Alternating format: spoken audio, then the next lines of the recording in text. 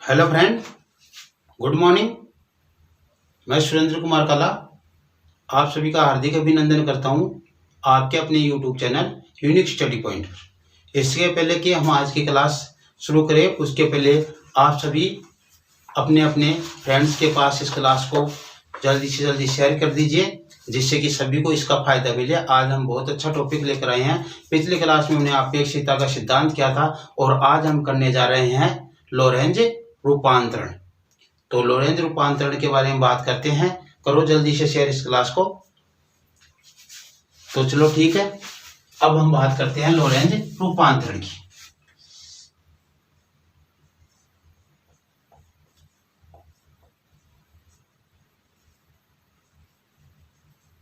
Lorentz रूपांतरण। Lorentz रूपांतरण में देखो हम क्या करेंगे कि सबसे पहले इसमें दो निर्देश तंत्र लेंगे, एस और एस डैश। एस डैश निर्देश तंत्र है, वो एस निर्देश तंत्र के सापेक्ष v वेग से धनात्मक अक्ष दिशा में गतिशील है।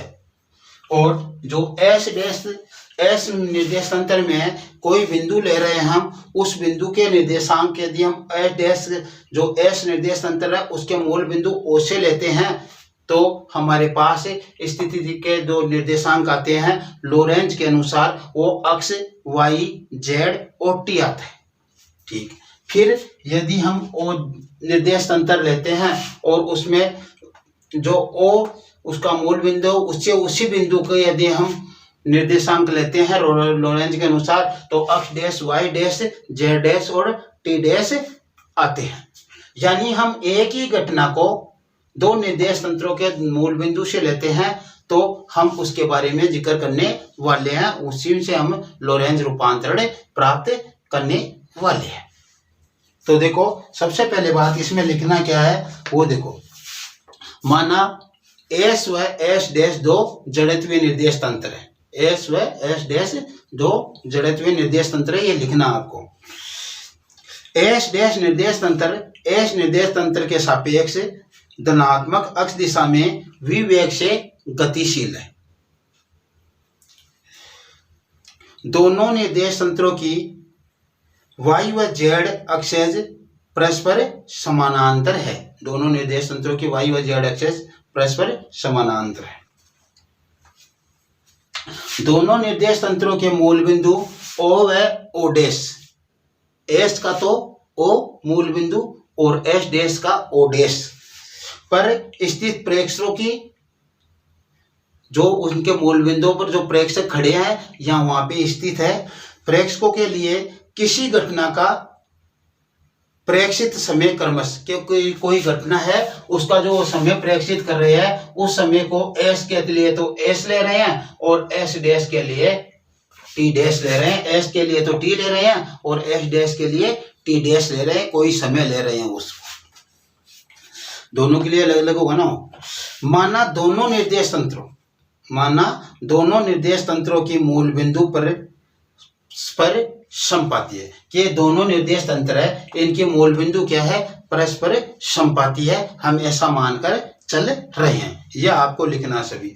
तब दोनों प्रेक्षकों की घड़ियां शून्य पर बताती है, अर्थात कि जब दोनों निर्देशकों की जो प्रेक्षक है एस के बिंदु ओ पर और एस डैश के बिंदु ओ डैश पर, वो बिंदु जब वो प्रेक्षक देखते हैं तो उनके जो घड़ियां जो शून्य बताती है, उस समय टी बराबर टी डैश बराबर शून्य होगा। यानी घटना एक ही समय पर ली जा रही है, लेकिन एक तो ली जा रही है ओ डैश से, उसी घटना का विवरण कर रहे हैं हम, और एक ले रहे हैं ओ से उसी घटना को। यानी एक ही घटना है एक ही समय पर, लेकिन दो निर्देश तंत्रों के मूल बिंदु से हम उसका प्रेक्षण कर रहे हैं। उसमें क्या हमें प्राप्त होता है वो देखते हैं। तो टी बराबर टी डैश बराबर शून्य पर ओ व ओ डैश क्या है, समपाती है। इस समय क्या है, ओ व ओ डैश समपाती है, यह हमें करना है। इसके बाद में हम थोड़ी सी चित्र के द्वारा इसे समझते हैं कि चित्र क्या है। देखो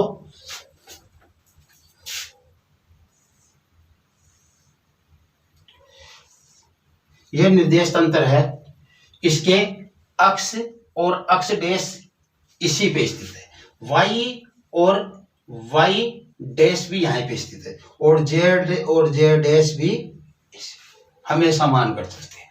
और ये क्या है, एस व एस डैश निर्देश तंत्र दोनों हम एक साथ प्रदर्शित करें। यदि इसे हम गोलीय तरंगाग्र के द्वारा व्यक्त करें, इसका मूल बिंदु O व O डैश एक ही जगह स्थित है।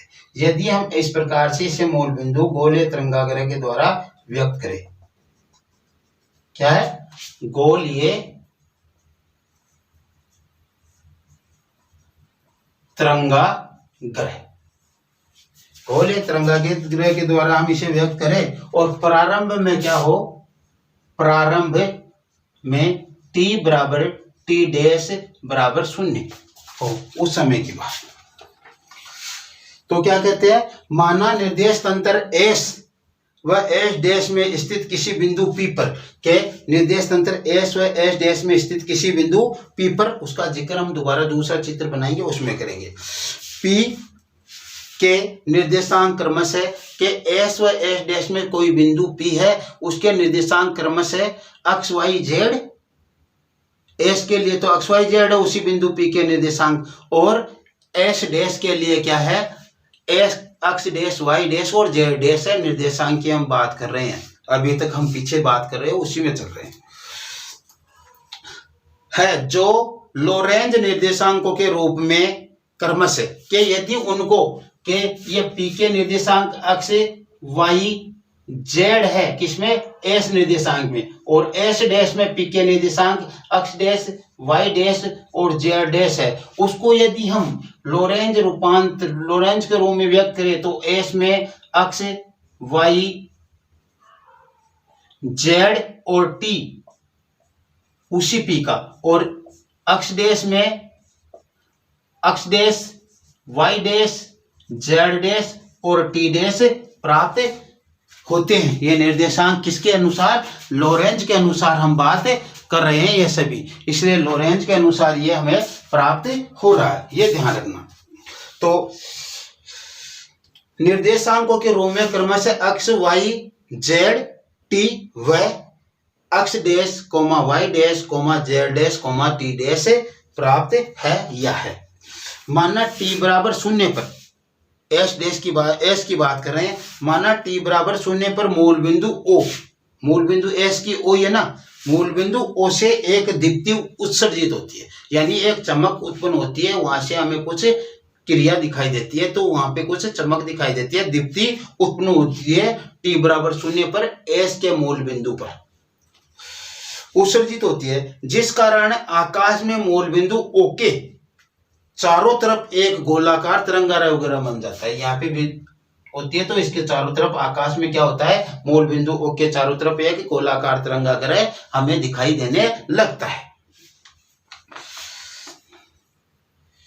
चारों ओर गोलाकार तरंगाग्र c वेग से फैलता है, और इसका वेग क्या होता है, प्रकाश के वेग के समान होता है, c वेग से ये फैलता हुआ हमें दिखाई देता है, ध्यान रखना ये बात। जो आपेक्षिकता की प्रथम अभिकृत के अनुसार, क्या है प्रथम अभिकृत, अपेक्षिकता की प्रथम अभिकृत की कल हमने बात की थी, वो कहते हैं कि भौतिक विज्ञान के सभी मूल नियम सभी जड़त्व निर्देश तंत्रों में एक समान होते हैं, इसे हमें तुल्यता का नियम भी कहा था। तो क्या कह रहा है, प्रथम अभिकृत के अनुसार निर्देश तंत्र S डैश के सापेक्ष ये दीप्ति O डैश के चारों और समान वेग c से गोलाकार तरंगाग्र के रूप में प्रगति करती है, उत्सर्जित होती हुई दिखाई देती है, कि ये S डैश में हम देखते हैं तो उसमें भी वो चारों ओर इसके c वेग से हमें फैलती हुई दिखाई देती है या प्रदीप्त होती हुई दिखाई देती है। अब हम बात करते हैं, चित्र बनाते हैं इसका।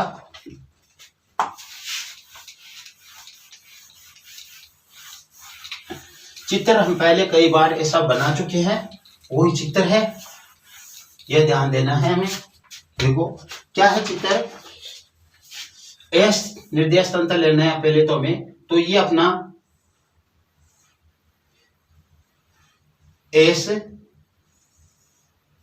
निर्देश तंत्र है। एस ये इसका अक्ष है, ये इसका वाई है और ये इसका जेड है इसका। अब यहाँ पे हम क्या बनाएंगे, एस डैश निर्देश तंत्र बनाएंगे। क्या बनाएंगे, एस डैश निर्देश तंत्र बनाने जा रहे हैं। तो ये एस इसका देखो मूल बिंदु क्या है ओ, और इसका ये एस डैश हमने निर्देश तंत्र बना दिया, और इसका मूल बिंदु क्या है ओ डैश, और इधर हो जाएगा इसका अक्ष डैश, और इधर हो गया इसका वाई डैश, और ये हो गया इसका जेड डैश। ठीक है, हमने अब देखो इसमें कोई बिंदु स्थित है, क्या है, कोई बिंदु स्थित है इसमें। तो वो बिंदु क्या है, देखो ये मान लो इसे बिंदु स्थित है ओ से उस बिंदु का प्रेक्षण लेते हैं। ये बिंदु P यहाँ पे स्थित है, तो इसका प्रेक्षण लेते हैं, अक्ष y z और t हमें प्राप्त होता है। ठीक है, और यदि इसी बिंदु P के हम यदि o डैश से निरीक्षण ले, o डैश से निरीक्षण ले, तो हमें इसी बिंदु P के प्रेक्षण क्या प्राप्त होंगे, y डैश अक्ष dash y dash z dash और t डैश प्राप्त होंगे। यानी o डैश पर जो प्रेक्षक स्थित है या बैठा हुआ है या जो उसे घटना का विवरण प्राप्त कर रहा है, प्रेक्षण ले रहा है, उसको तो इसके प्रेक्षण जो P का देख रहा है वो अक्ष y z और t के रूप में दिखाई दे रहा है। और जो o डैश पर प्रेक्षक है जो P बिंदु पर होने वाली घटना को देख रहा है, उसी समय पर यह t हमने कहा था t बराबर टी डैश प्रारंभ बराबर 0, उसी समय यह देख रहा है, तब तो इसको तो ये प्रेक्षण प्राप्त हो रहे हैं और ओ डैश वाले को ये प्रेक्षण प्राप्त हो रही है। ये हमें ध्यान देना है बस। और ये जो निर्देश तंत्र है इसके सापेक्ष एस के सापेक्ष क्या है, v वेग से गतिशील है, और ये आपका एस डैश निर्देश तंत्र है। यहाँ तक हम पहुंच गए, यहाँ तक हम पहुंच गए। इसके आगे हमें जो बात करनी है वो बातें हमारे देखो क्या क्या है उसके बारे में बात करते हैं। देखो प्रेक्षक O द्वारा गोलीय तरंगाग्र के प्रेक्षक मूल बिंदु ऊपर है एस के, उसके द्वारा गोलीय तरंगाग्र के बिंदु P जिसके स्थिति निर्देशांक अक्ष y z है तक के अक्ष y z है तक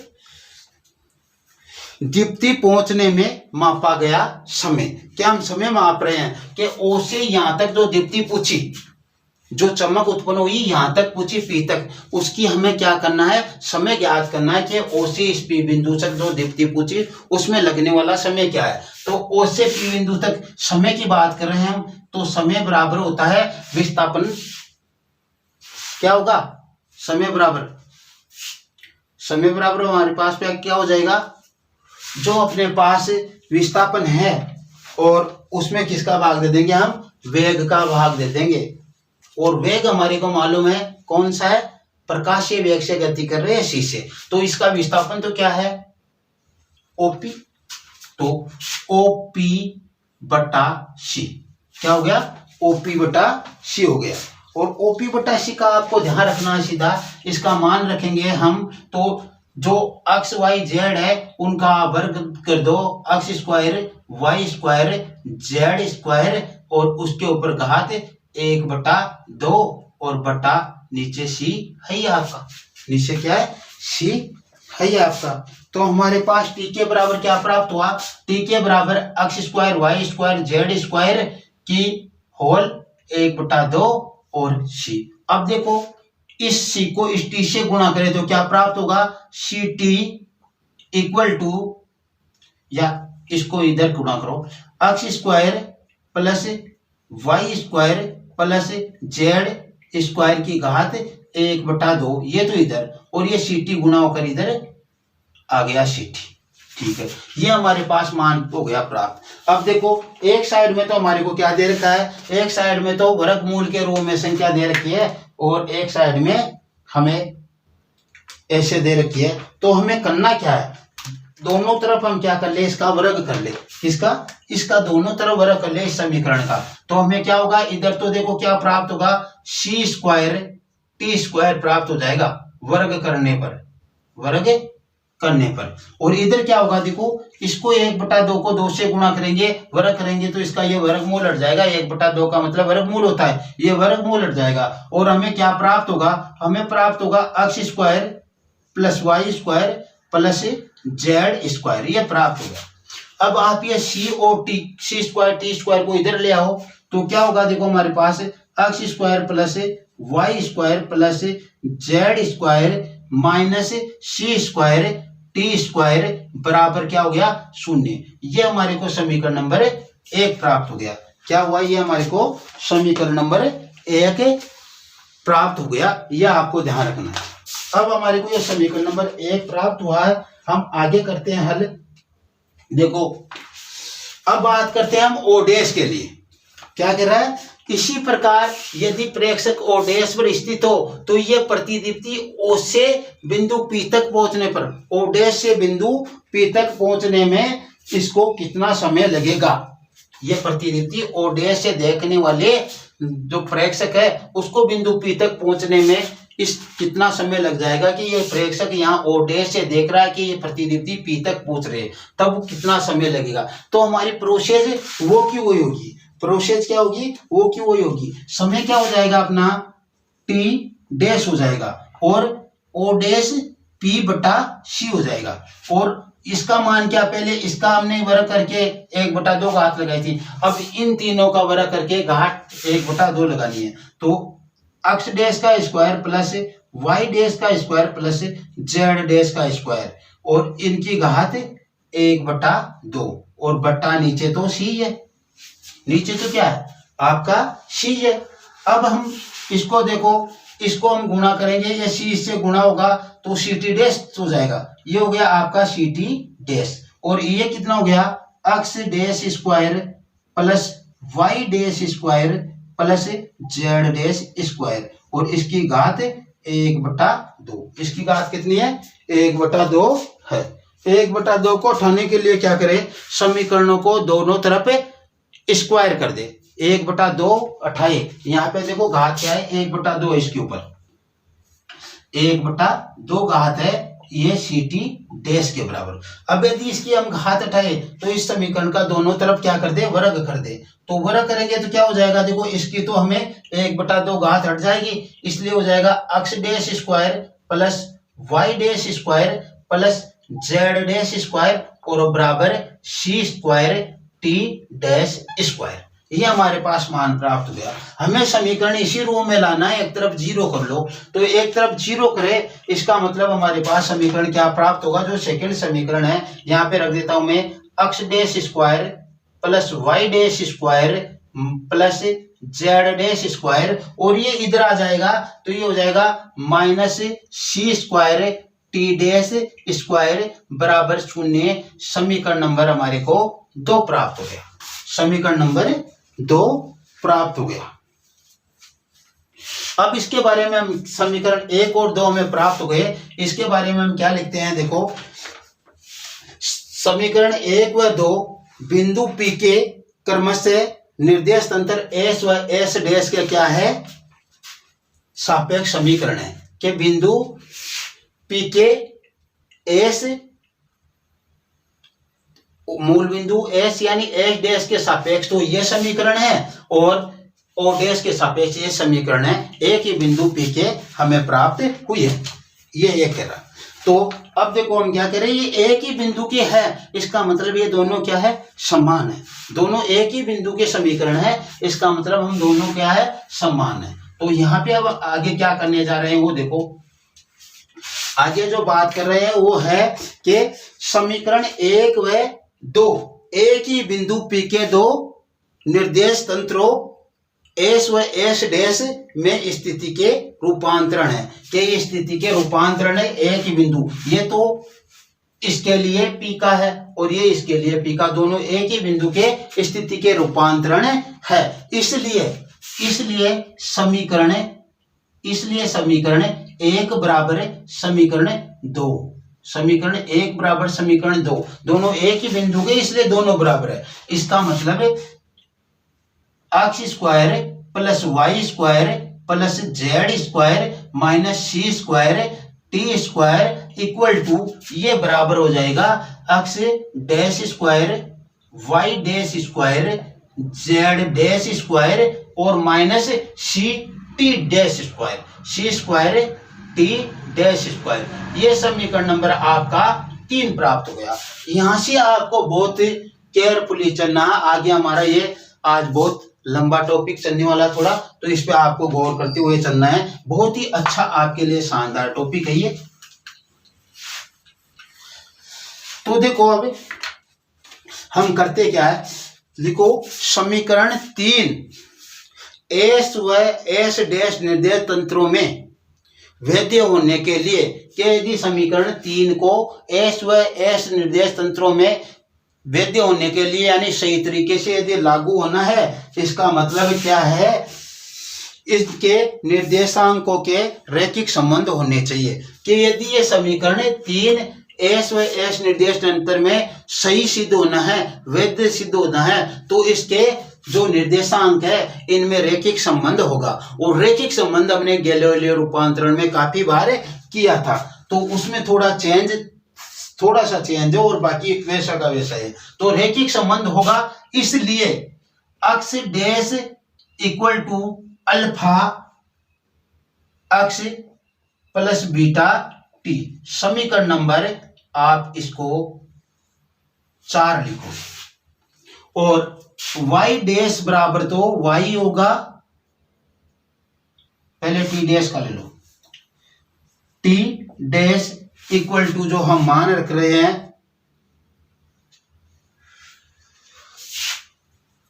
y डैश का ले लो, y dash equal to y समीकरण नंबर 5 और z dash equal to z समीकरण नंबर 6 और t का भी लास्ट में लो, t इक्वल टू इसका हमने क्या लिया, देखो यहाँ पे क्या आ गया हमारे पास अल्फा बीटा आ गया, तो यहाँ पे ले लो आप gamma x plus delta T, gamma x plus delta T, और ये समीकरण नंबर आपका 7 हो गया।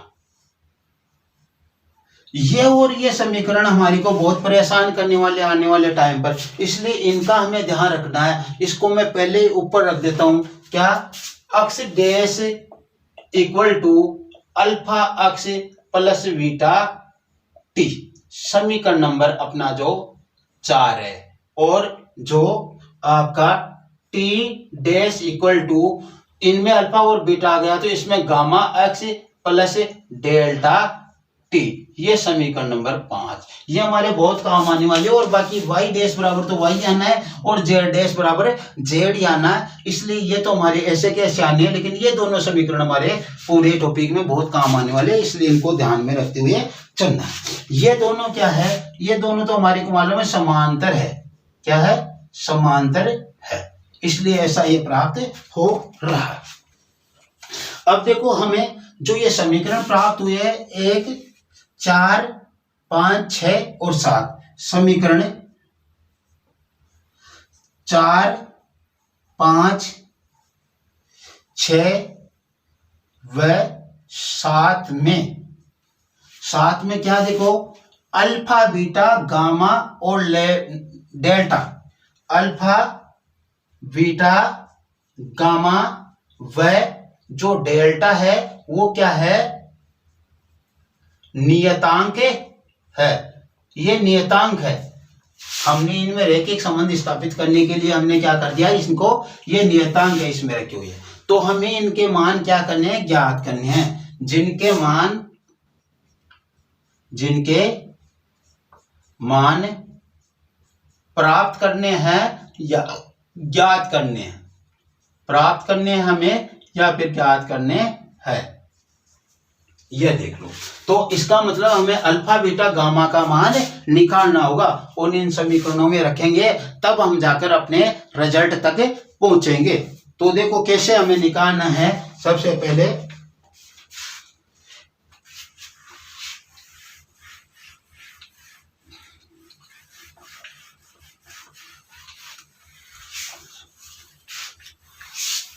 इसकी सफाई कर दो इधर से, अच्छा पूरा बोर्ड कहाँ में लेना हमारे को। अब देखो क्या है, 1 नंबर जो बात कर रहे हैं हम, एक नंबर आज। तो माना प्रेक्षक एस डैश निर्देश तंत्र के मूल बिंदु ओ डैश पर स्थित है। क्या कह रहा है? प्रेक्षक एस डैश निर्देश तंत्र के मूल बिंदु ओ पर स्थित है, यानी ये एस निर्देश तंत्र है एस डैश, इसमें जो प्रेक्षक है, माना प्रेक्षक एस डैश निर्देश तंत्र के मूल बिंदु ओ डैश पर स्थित है, और ओ डैश पर जैसे ही वो स्थित होगा तो अपने पास जो चित्र बना हुआ था, देखो वो इस प्रकार से बना हुआ था, ओ डैश यहाँ पे पी था। तो इसको यदि हमने ओ डैश पर ही मान लिया, प्रेक्षक को हम ऐसा कह रहे हैं, तो जो हमारे पास जो अक्ष डैश प्राप्त हो रहा था, अक्ष डैश प्राप्त हो रहा था वो, तो उसका मान क्या हो जाएगा? शून्य हो जाएगा। उसका मान क्या हो जाएगा? तो समीकरण 1 में देखो अक्ष डैश बराबर क्या हो गया? शून्य। क्या रखा है? 1 नंबर पॉइंट को सही तरीके से ढूंढ लेना। माना प्रेक्षक एस डैश निर्देश तंत्र के मूल बिंदु ओ डैश पर स्थित है, तो उस स्थिति में क्या होगा? अक्ष डैश बराबर 0। अक्ष डैश बराबर 0 होगा तो हमें क्या प्राप्त होगा? देखो इसमें मान रखे हम अक्ष डैश बराबर 0 होने पर जो स्थिति के हमारे पास समीकरण थे गैलीलियो रूपांतरण में, क्या थे हमारे पास? अक्ष डैश इक्वल टू अक्ष माइनस वीटी, यही तो था। अक्ष डैश इक्वल टू अक्ष माइनस वीटी जो गैलीलियो रूपांतरण था, इसमें हमने क्या किया? अक्ष डैश का मान शून्य रख लिया। अक्ष डैश का जैसे ही हम यहाँ पे मान शून्य रखेंगे तो देखो शून्य बराबर अक्ष माइनस वीटी प्राप्त हो गया, और जैसे ही हम अक्ष का मान ज्ञात करेंगे तो अक्ष बराबर हमें क्या प्राप्त हो गया? वीटी प्राप्त हो गया।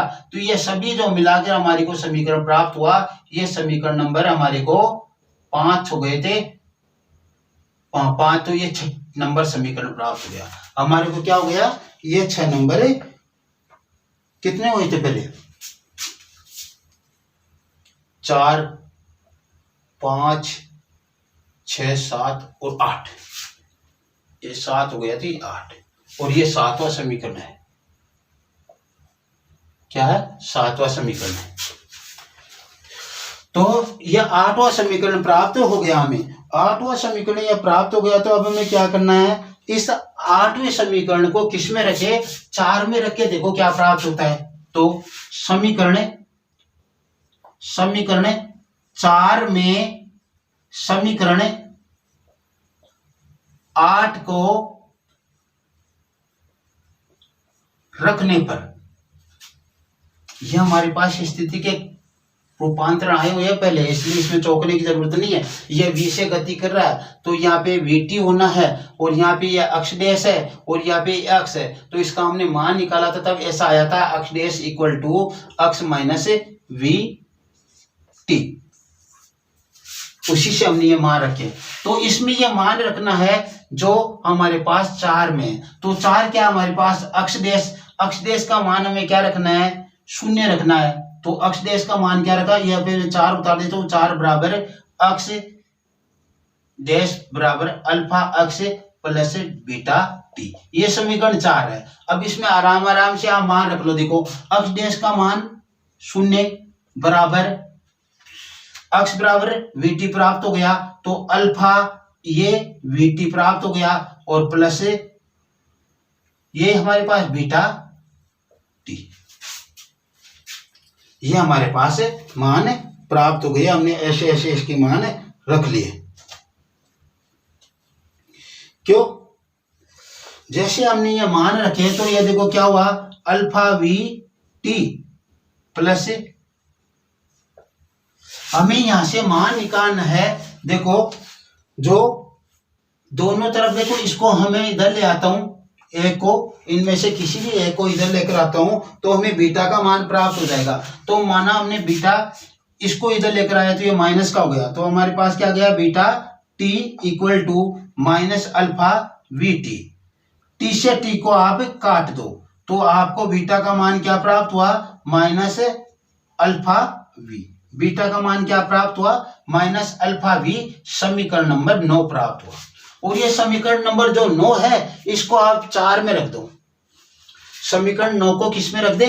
4 में रख दो, क्योंकि बीटा का मान प्राप्त हुआ ना। यहाँ पे बीटा का मान प्राप्त होंगे तो यहाँ पे देखो अल्फा आ गया और अल्फा अल्फा के रूप में यह प्राप्त हो जाएगा। तो मैं साथ ही ये रख देता हूं यहाँ पे समीकरण 4 में समीकरण 9 को रखने पर, समीकरण 4 में समीकरण 9 को रखेंगे तो x dash plus equal to alpha x, और यहां पे देखो बीटा का मान क्या रखूंगा? Minus alpha v. तो माइनस अल्फा वी और टी उसके साथ में है, ये टी आ गया। इनमें से जो कॉमन आता है वो आप कॉमन ले लो। तो कॉमन आएगा तो देखो क्या आएगा? X dash equal to alpha कोष्टक alpha minus X minus we T, X minus we T. ये हमारे पास समीकरण नंबर 10 प्राप्त हो गया। यह समीकरण नंबर कितना प्राप्त हो गया? हमारे पास 10 प्राप्त हो गया। और यह समीकरण आपके लिए बहुत ही मोस्ट है। तो इस अक्ष डैश का मान जो हमारे पास अब नया प्राप्त हुआ है अल्फा कोष्टक अक्ष माइनस वी टी, इसको मैं यहाँ पे उतार देता हूँ समीकरण नंबर 10 को। यह भी हमारे काफी काम आने वाला है, तो इसको थोड़ा ध्यान रखना है, क्योंकि हमें बार बार पीछे मुड़ कर नहीं देखना पड़े, इसलिए ये ध्यान रखना। ठीक है, तो हमारे पास देखो क्या किया हमने। सबसे पहले तो इस समीकरण को 8 को समीकरण 4 में रखा, तो ये समीकरण 4 ही है। 8 में क्या रखा? 8 को रखा 4 में, तो अक्ष डैश का मान 0 रख दिया और अक्ष का मान वीटी रख दिया। यही रखना था हमने। तो इधर 0, यह हो गया alpha VT plus beta T. अब देखो हम जैसे हम इस अल्फा वीटी को इधर ले गए तो माइनस के हो जाएंगे, तो जो आपका बीटा टी है उसके बराबर माइनस अल्फा वी टी हो जाएगा। तो टी से टी दोनों तरफ कट जाएगा, बीटा बराबर माइनस अल्फा वी हो जाएगा। माइनस अल्फा वी हमारे को बीटा का मान प्राप्त हुआ। इसे समीकरण 4 में रखेंगे 9 को, तो देखो ये अक्ष डैश बराबर अल्फा अक्ष, ये समीकरण 4 अल्फा अक्ष, और इस बीटा का मान हमें क्या रखना? माइनस क्या रखना? Alpha v. तो माइनस अल्फा वी मैंने रख दिया, ये देखो इसलिए माइनस हो गया, अपने बना यहाँ पे प्लस था, और ये टी इसके गुणा में। अब देखो हमने इसमें से अल्फा कॉमन ले लिया, तो यहाँ से अक्ष बच गया है, यहाँ पे माइनस वी टी। तो x dash equal to alpha कोष्टक अक्ष माइनस वी टी हमारे को समीकरण नंबर 10 से प्राप्त हो गया। अब देखो हम हर एक चीज प्राप्त करते जा रहे हैं, साथ के साथ आप देखते जाओ।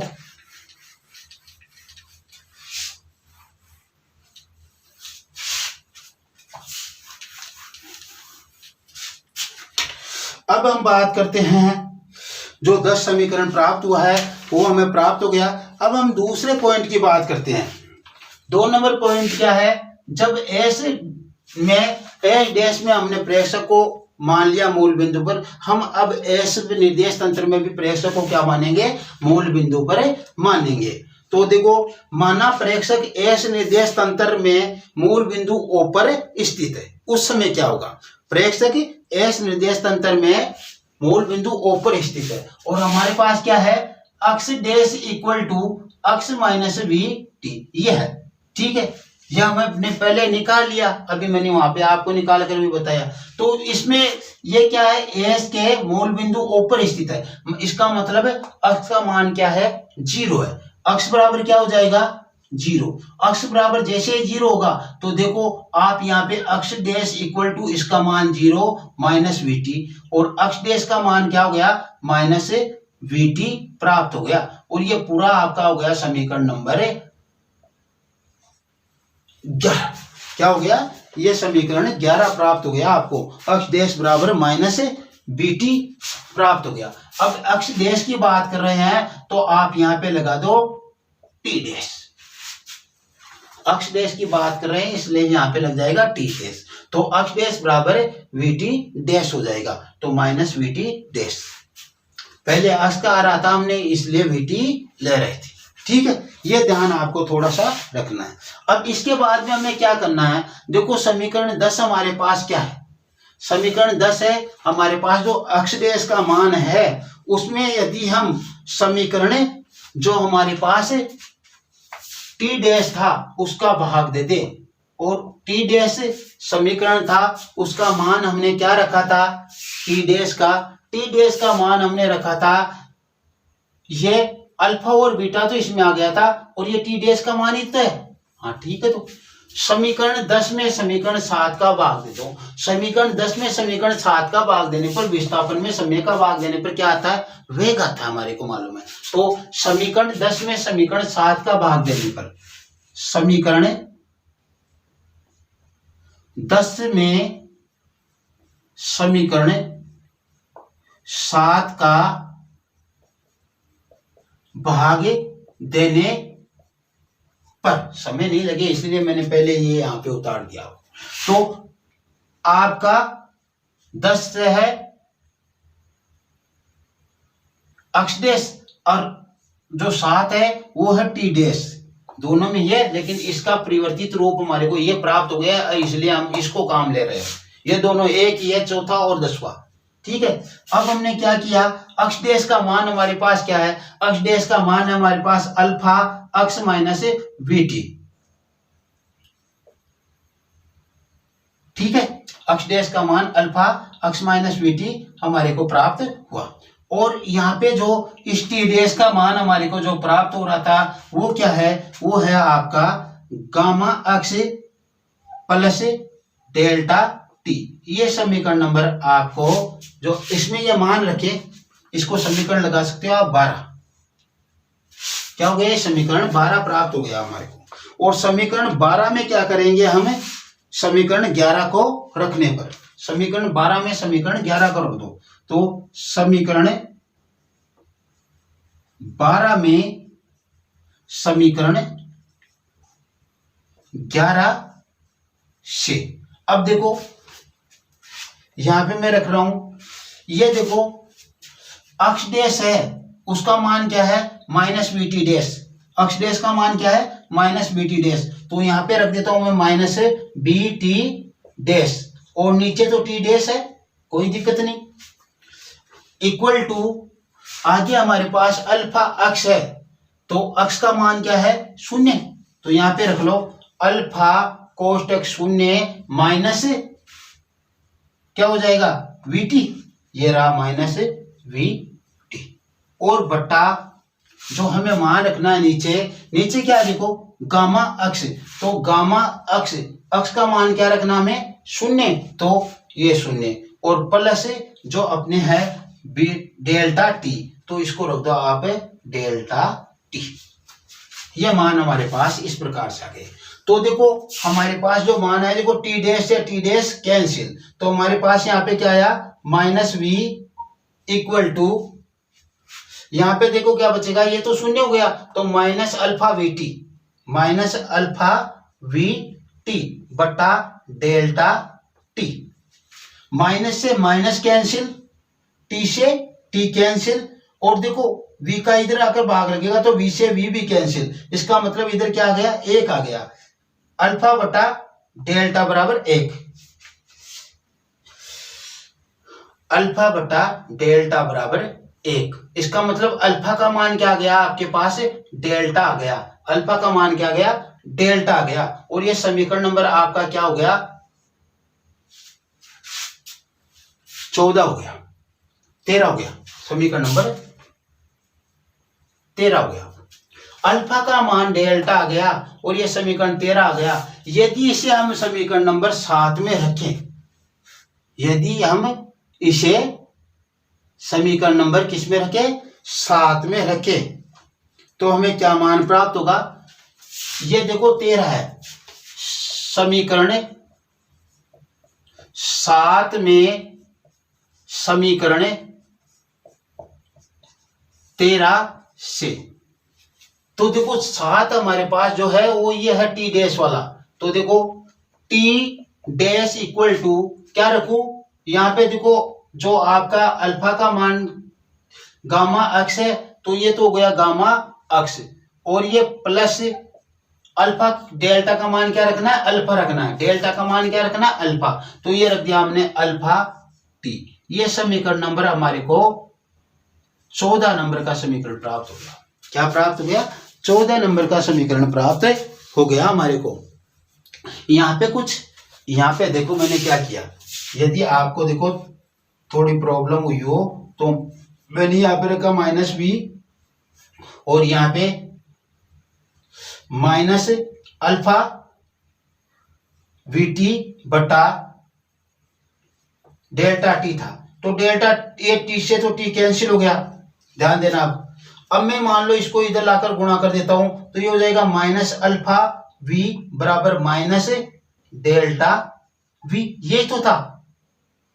अब देखो माइनस से माइनस को काट दो और वी से वी को काट दो तो अल्फा बराबर क्या प्राप्त हो गया, अल्फा बराबर वी प्राप्त हो गया, अल्फा बराबर क्या प्राप्त हो गया, वी प्राप्त हो गया। इस प्रकार से प्राप्त किया और इससे समीकरण 7 में रख दिया, डेल्टा की जगह अल्फा रख दिया मैंने, तो ये समीकरण हमारे को 14 प्राप्त हो गया। और ये समीकरण 14 में आपका यहाँ पे उतार देता हूं, t dash equal to gamma x और प्लस अल्फा टी, समीकरण नंबर 14। देखो समीकरण 4 का परिवर्तित रूप तो हमें 10 प्राप्त हुआ है और समीकरण जो 7 है उसका परिवर्तित रूप में क्या प्राप्त हो गया, 14 प्राप्त हो गया।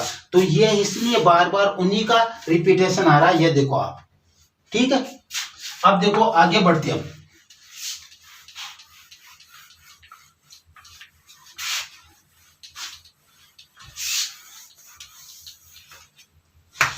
आगे बढ़ते हैं तो देखो हमने निकाल लिया टी डैश बराबर gamma x plus alpha T. अब देखो आगे, चूंकि सभी जड़त्वीय निर्देश तंत्रों में प्रकाश का वेग क्या होता है, अचर होता है। सभी जड़त्वीय निर्देश तंत्रों में क्या होता है, प्रकाश का वेग अचर होता है। इसका मतलब देखो क्या हुआ, हम और एस निर्देश तंत्र की बात करें, एस निर्देश तंत्र में सी बराबर क्या होगा, अक्ष बटा टी होगा, समीकरण नंबर 15। एस निर्देश तंत्र में सी बराबर क्या होगा, वेग ही तो है, विस्थापन बटा समय, तो सी बराबर क्या होगा, अक्ष बटा टी, समीकरण नंबर 15। यदि एस डैश निर्देश, ये तो देखो एस निर्देश तंत्र की बात की हमने, एस डैश निर्देश तंत्र की बात करें तो सी बराबर क्या होगा, यहाँ पे अक्ष डैश आ जाएगा और नीचे टी डैश आ जाएगा, समीकरण नंबर 16। ये चीज ध्यान रखनी है हमारे, बस ये डैश के रूप में आ जाएगा और बाकी वही विस्थापन बटा समय है, लेकिन ये एस डैश के लिए और ये है एस निर्देश तंत्र के लिए, ये ध्यान रखना है। तो हमने यह रख लिया क्योंकि हर जड़त्वीय निर्देश तंत्र में प्रकाश का वेग अचर रहता है, जिसे हम सी से व्यक्त करते हैं, और उसी वेग को हमने निकाला विस्थापन बटा समय एस के लिए। एस के लिए विस्थापन बिंदु ओ का था अक्ष और ये हो गया टी, और यहाँ पे हमने इस तरीके से ले लिया। अब देखो आगे हम बात करते हैं तो वो है समीकरण 10 में समीकरण 14 का भाग दे दो, समीकरण 10 में समीकरण 14 का भाग दो। समीकरण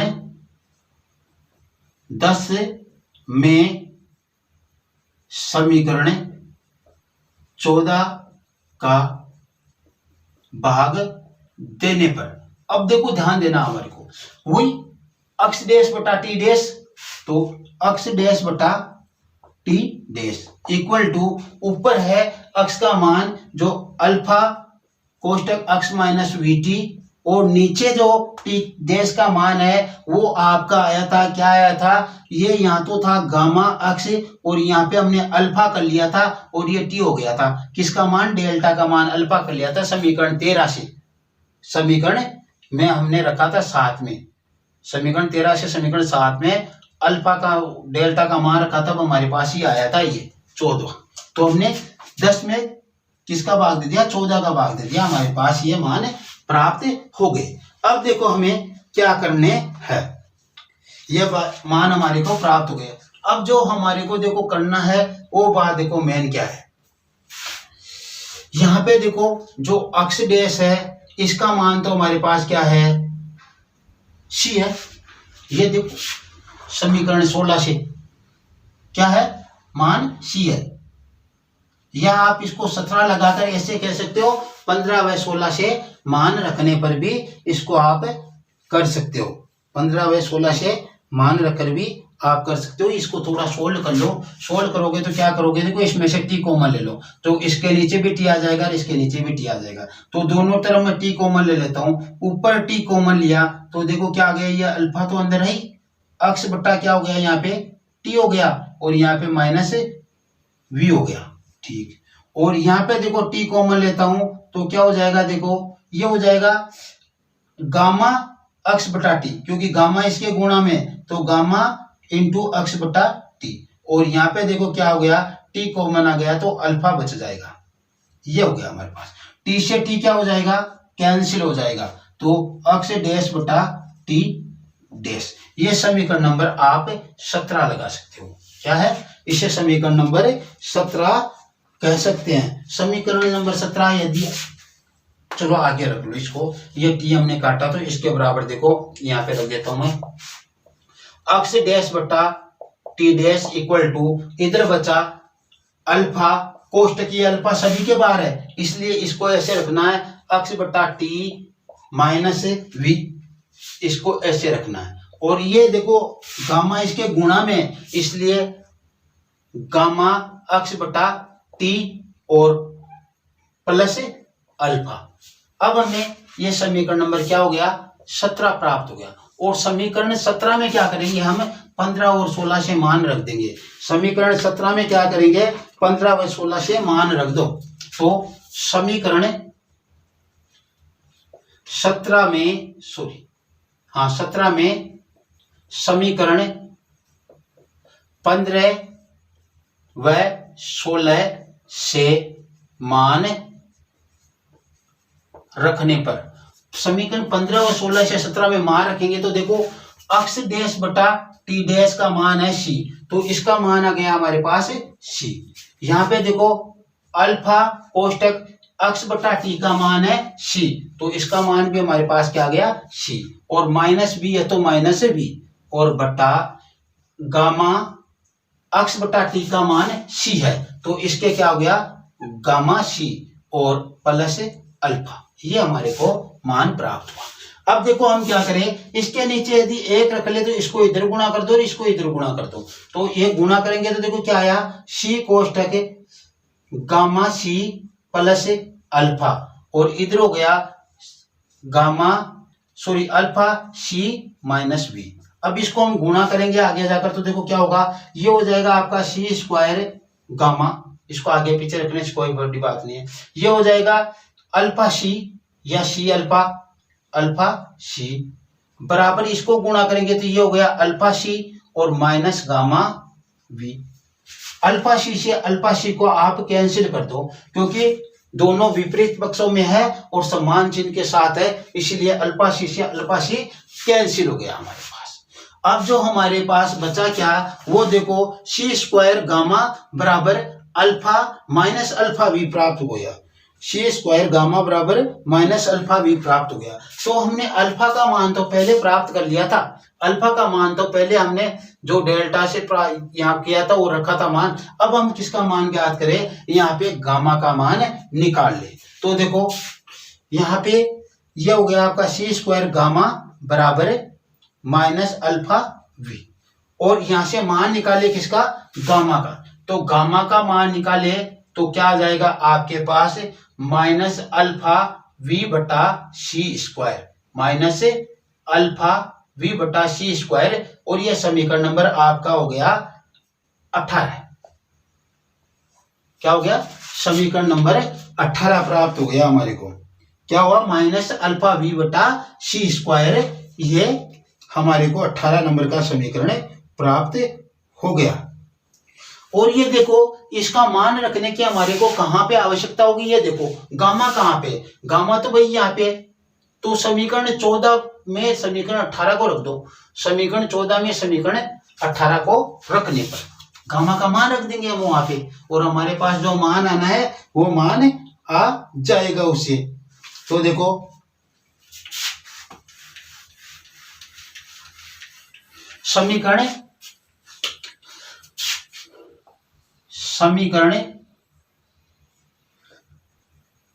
14 में समीकरण 18 को रखने पर। अब देखो 14 हम यहां से ले रहा हूं मैं, t dash equal to gamma, यहां पे उतार दूं मैं, gamma x plus alpha t, ये समीकरण हमारे पास 14 है, इसमें हमें 18 रखना है। तो ये लो t dash equal to gamma का मान यहाँ पे रखना है, तो माइनस अल्फा वी बटा सी स्क्वायर और प्लस इंटू अक्स है इसके, इंटू अक्स प्लस अल्फा टी, ये हमारे पास मान रहा। अब देखो हम प्लस वाली संख्या को पहले ले ले और माइनस वाली को बाद में ले ले, ऐसे कर लो इसको। तो alpha t minus alpha v x upon c square, ये हमारे पास मान रहा। इनमें से हमें क्या कॉमन ले ले, इनमें से आप अल्फा कॉमन ले लो, अल्फा कॉमन आ रहा है ना दोनों में अल्फा कॉमन आएगा, तो आप अल्फा कॉमन ले लो दोनों में से जैसे अल्फा कॉमन लेंगे तो हमारे पास क्या बचेगा, अल्फा कॉमन लेने पर हमारे पास बचेगा टी माइनस वी अक्स बटा सी स्क्वायर, ये हमारे पास मान आ गया टी डैश का। समीकरण नंबर आपका ये हो जाएगा 19। समीकरण क्या हो गया, 19 नंबर हो गया। क्या आया, t dash equal to alpha कोष्टक t minus v x upon c square, ये हमारे को मान प्राप्त हो गया किसका, टी डैश का। तो ये 19 नंबर जो समीकरण प्राप्त हुआ है, ये अब हमारे बहुत काम आने वाला है। तो हम देखो अब क्या कर रहे हैं,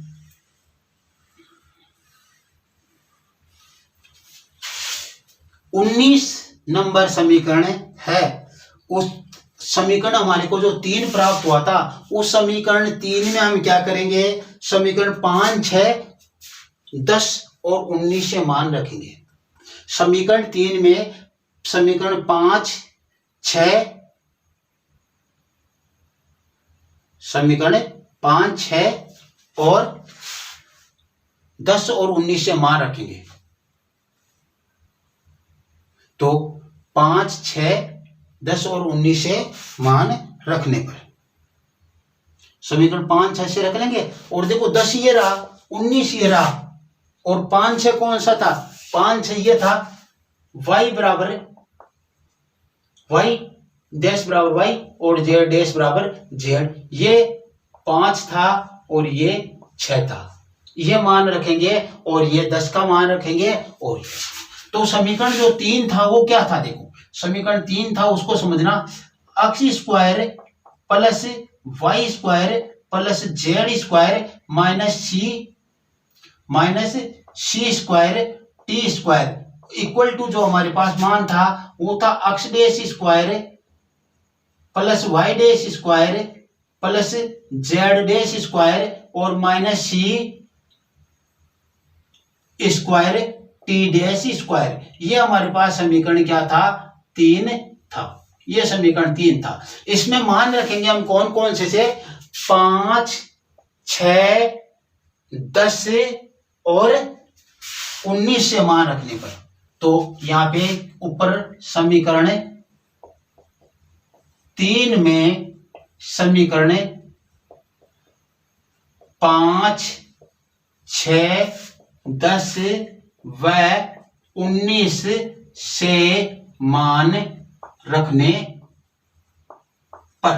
अब देखो मान रख लो, इधर वाला तो ऐसे कैसे रहना है बेचारा, तो ये तो x square plus y square plus z square minus c square T square, और इधर देखो अक्स डैश का मान रखना हमें यहाँ पे, तो अक्स डैश का मान रखेंगे तो अक्स डैश का मान हमारे पास क्या आया, अल्फा कोष्टक अक्स माइनस वीटी, तो ये अल्फा कोष्टक अक्स माइनस वीटी, और इसका क्या करना हमें, स्क्वायर करना है, ये स्क्वायर हो गया।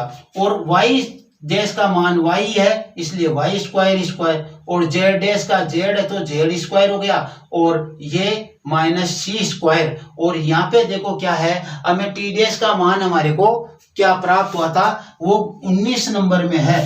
क्या प्राप्त हुआ, अल्फा कोष्टक t minus v x upon c square, तो यह है अल्फा कोष्टक t minus v x upon c square, ये मान हमारे को प्राप्त हो गया। इन सब का क्या करना है, हमें वर्ग करना है। इन सब का क्या करना है, वर्ग करना है। ये सभी मान हमने रख लिए।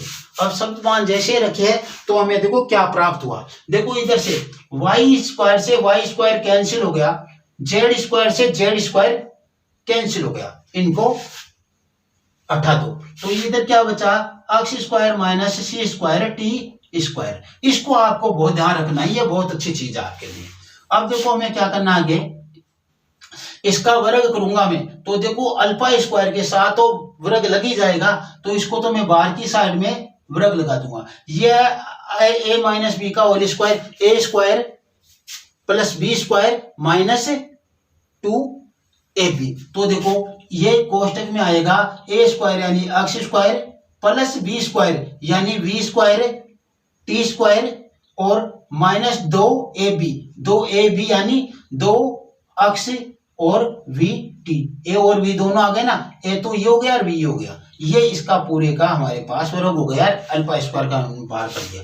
और ये माइनस सी स्क्वायर, इसका देखो करेंगे तो अल्फा का जो स्क्वायर वैसे आ जाएगा अल्फा स्क्वायर, और जो इसका वर्ग करूंगा मैं अंदर वाला वो का वो इसमें लगना है टी स्क्वायर ए का स्क्वायर प्लस बी स्क्वायर यानी वी स्क्वायर एक्स स्क्वायर और सी की घात 4। ये v का स्क्वायर हो गया, इसका स्क्वायर करेंगे तो, और माइनस 2 गुणा ए का मान t और b का मान v एक्स अपॉन ये सी स्क्वायर। ये हमारा इसको करने के बाद मान प्राप्त हो गया हमारे को। ठीक है, तो अब हम इसको सोल्व करते हैं। देखो क्या क्या मान प्राप्त होते हैं, क्या क्या नहीं होते। इधर तो x square minus c square T square, ये दिखाई तो दे रहा ना आपको।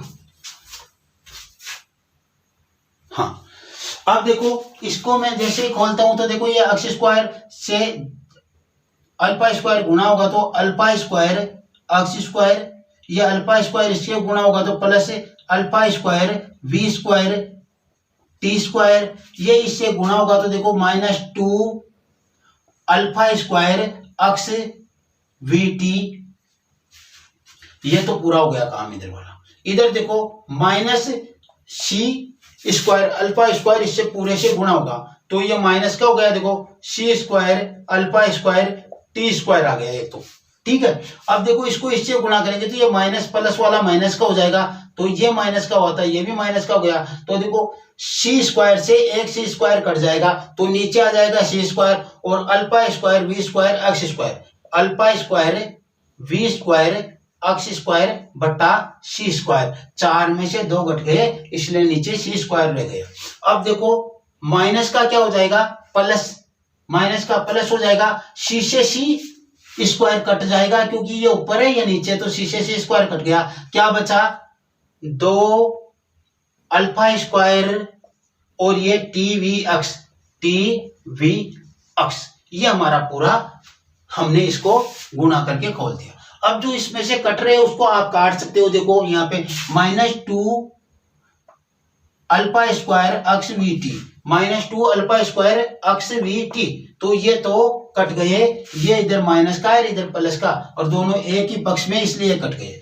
अब देखो हमें इनको सेट करना है, सेट करें तो किस हिसाब से करें, हमें ये टर्म ध्यान में रखना है, x square minus c square T square, उसमें क्या आना चाहिए, रहना चाहिए दोनों में कैसे भी। तो देखो इधर अल्फा स्क्वायर एक्स स्क्वायर, अब सी स्क्वायर टी स्क्वायर, यानी हमें एक्स स्क्वायर तो रखना है, अल्फा स्क्वायर उसमें से कॉमन ले तो सी स्क्वायर टी स्क्वायर बच जाए, तो ये वाला इसके साथ में रख दूं मैं यहाँ पे, minus c square alpha square और ये टी स्क्वायर, ये मान मैंने यहाँ पे रख दिया। अल्फा स्क्वायर कॉमन आते x square minus c square T square बच जाएगा, इसके बराबर आ जाएगा, जिससे हम दोनों तरफ भाग दे सके इसका।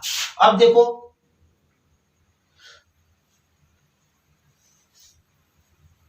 ये आ गया, इसको रख ले, पहले इसको रख ले, तो minus alpha square v square x square बटा सी स्क्वायर, और इधर क्या बचा, ये बचा plus alpha square v square और टी स्क्वायर, ये बच गया। अब देखो इसमें से तो मैं अल्फा कॉमन लेता हूं, तो अल्फा स्क्वायर जैसे ही कॉमन आया तो यहां से एक्स स्क्वायर बच गया और यहां से माइनस अल्फा स्क्वायर निकलने बाद में सी स्क्वायर टी स्क्वायर, यानी ये तो इसकी तरीके से सेट हो गया।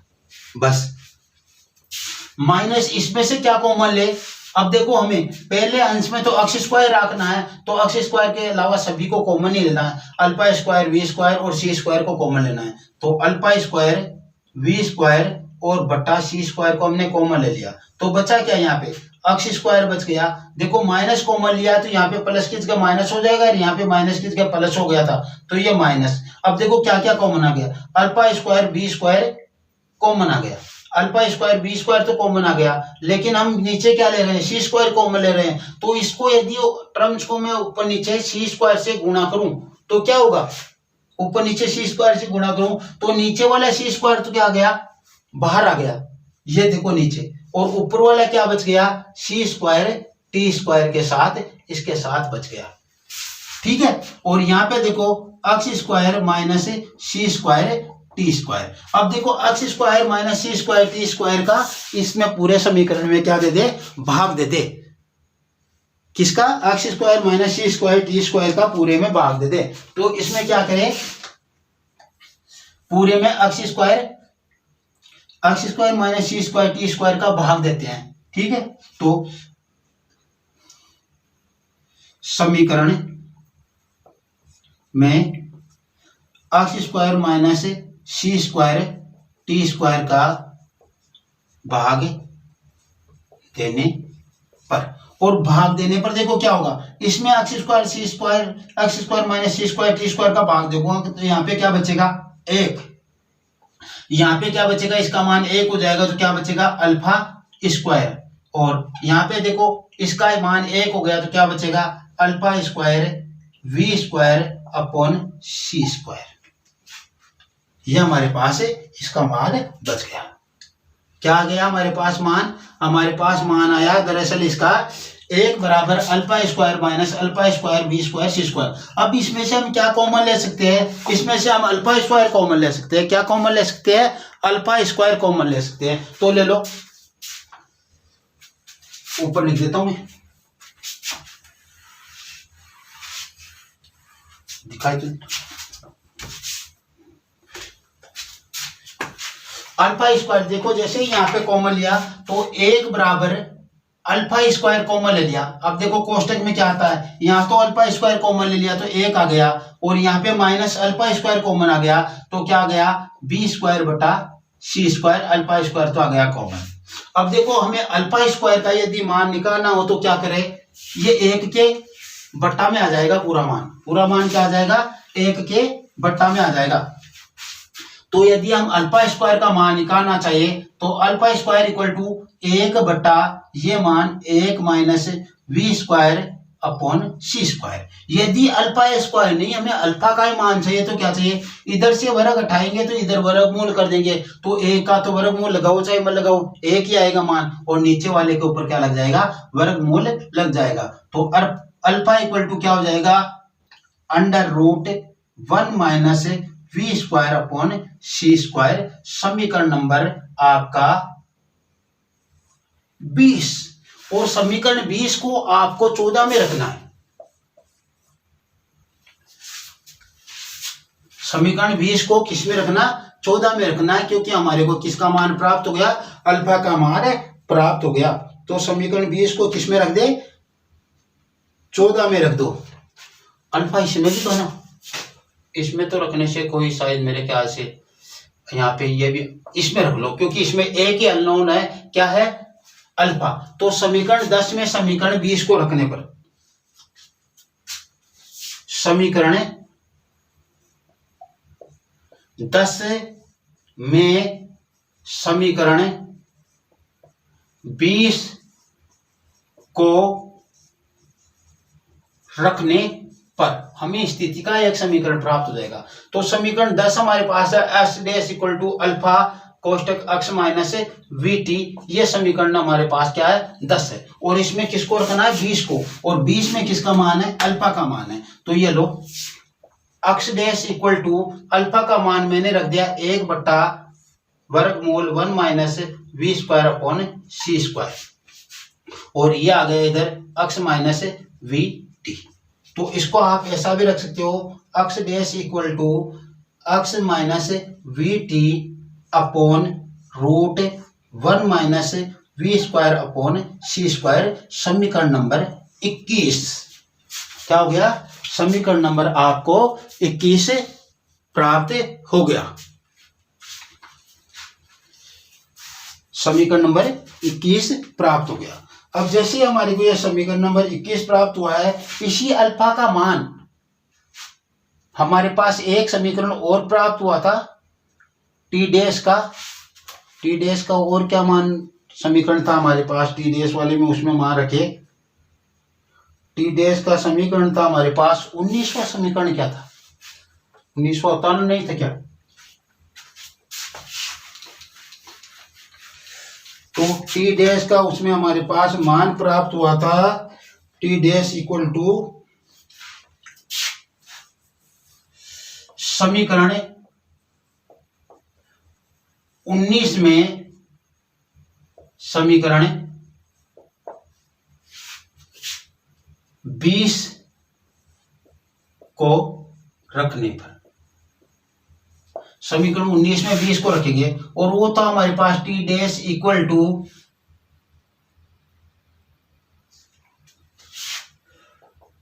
Alpha 1 minus v x upon c square, ऐसा था ना? 1 minus v x upon c square 1 था ना?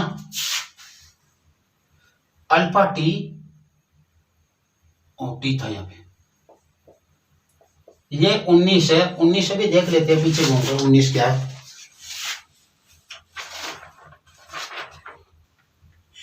T dash equal to alpha कोष्टक t minus v x upon c square. T dash equal to alpha t minus v x upon c square ही है। इसमें हमें किसका मान रखना है? अल्फा का मान रखना है, और अल्फा का मान हमारे पास जो अभी हमने निकाला ये नीचे वाला मान है 1/, के रूप में। तो टी इक्वल टू अल्फा का मान क्या रखा हमने? 1/√1 minus v square upon c square, और ये आ गया आपका t minus v x upon c square.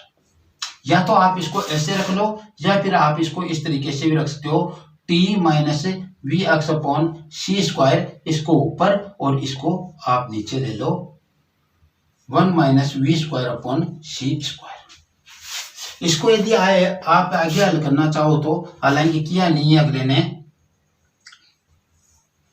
आगे हल करना चाहो तो देखो यहाँ पे सी स्क्वायर माइनस वी स्क्वायर हो जाएगा, और ये सी बाहर आ जाएगा, और यहाँ पे देखो इसको हल करेंगे सी स्क्वायर टी और वी एक्स, और बाहर सी स्क्वायर आ जाएगा, तो इसको सी से सी कट जाएगा, बाहर सी आ जाएगा। लेकिन वैसा नहीं करना, हमारे को यहाँ तक क्या करना। अब देखो हमारे पास 23वां समीकरण क्या है? 23वां है y dash equal to y, ये 23वां, और z dash equal to z, ये हमारे पास है 24वां समीकरण। और ये जो हमारे पास 21, 22, 23, 24 जो प्राप्त हुआ है वो क्या है? वो हमारे पास लॉरेंज के स्थिति रूपांतरण समीकरण है। लॉरेंज के क्या है? स्थिति रूपांतरण समीकरण प्राप्त हुए हमें। क्या हुए? लॉरेंज के स्थिति रूपांतरण समीकरण। तो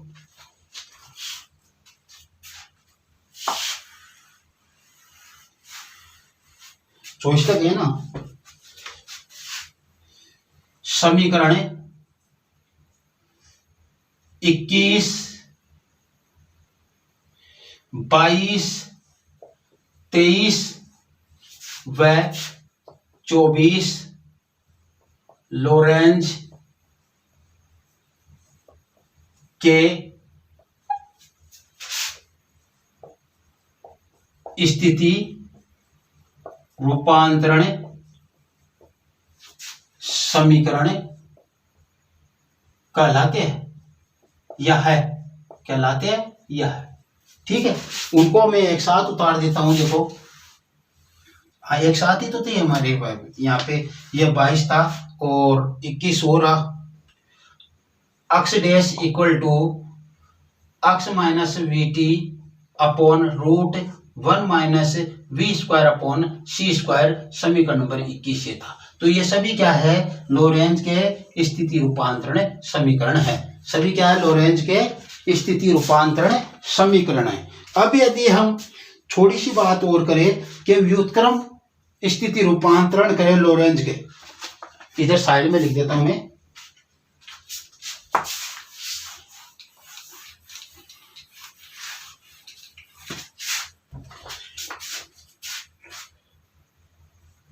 लोरेंज के व्युत्क्रम स्थिति रूपांतरण समीकरण। तो लोरेंज के व्युत्क्रम स्थिति रूपांतरण समीकरण होंगे तो उसमें देखो कुछ नहीं करना हमारे को, जो अक्ष डेश है ना, अक्ष डेश को यहाँ पे उतारो आप और ये ऊपर ना इसमें प्लस कर दो, अक्ष प्लस VT अपॉन रूट, नीचे वाले में नहीं करना है, ये ध्यान रखना है। ये समीकरण जो आपको 25 प्राप्त हो गया। फिर ऊपर वाले में T डैश का मान हमने ज्ञात किया तो T plus V x upon C square बटा root 1 minus V² upon C square, ये समीकरण नंबर 26 प्लस हो जाएगा। और जो नीचे जो प्राप्त हुए y डैश बराबर तो y था और z डैश बराबर z था, ये आपका 28। ये क्या है, व्युत्क्रम स्थिति रूपांतरण समीकरण है। हम यहाँ पे थोड़ी बात एक और करना चाहते हैं कि यदि इन सभी समीकरणों में, लोरेंज के स्थिति रूपांतरण समीकरणों में, नीचे लिखना आपको, लोरेंज के स्थिति रूपांतरण समीकरणों में यदि लोरेंज के स्थिति रूपांतरण समीकरणों में, यहां पे लिख देता हूं मैं, यदि लोरेंज के